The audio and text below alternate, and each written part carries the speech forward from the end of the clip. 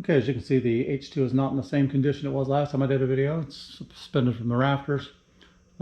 Basically, I got the clutch out of it today. I got the wheels off of it. I've got new tires for it already. I've got new brake shoes, brake rotors, brake calipers, pieces and parts galore.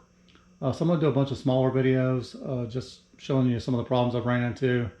Might help some people out. Some people might already know about them. And some people might have some other suggestions of things I'm doing. If I'm doing it wrong, let me know. I don't mind finding easier ways to do things.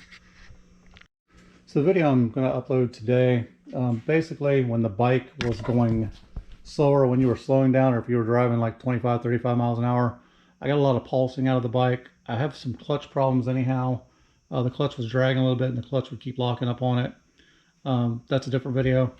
But as you can see inside here, my wheel dampers, I think these are wheel cushions maybe called. All of these, some of them are definitely worn out. If I pull them out of here, and I've cleaned this up, of course, so it's easier to see. Once you pull them up out of there, a lot of them have a lot of cracking and chipping around the edge of them. And basically what's happening, when your gear sits down inside of there, these ride on the inside of here. And as you're slowing down, it's just spinning back and forth in there and causing you to feel like the bike is surging or pulsing when you're going at a lower speed. When you accelerate, it puts pressure against all these so it doesn't feel like that. So accelerating, you're fine, but when you're slowing down, or if you're just driving a steady speed, you get this pulsing feel. That can be caused by this. So I've ordered new ones of these. Hopefully they'll be in by the middle of the week. We'll pop them in. In the meantime, I just cleaned up my gears. I cleaned up my sprockets, put a little more oil in my bearings, keep them nice and clean. My gear looks in good shape. Whoever did the tabs, I'm going to have to fold these over because I forgot to fold this one over. But there's nothing wrong with the gear itself. So I'm going to keep the gear. And like I said, I'm going to take the wheels down. Lots of dry rot on the tire just from it sitting from wherever it was. The wheel itself is in really good shape. The laces are done. I don't think I'll have any problems with that.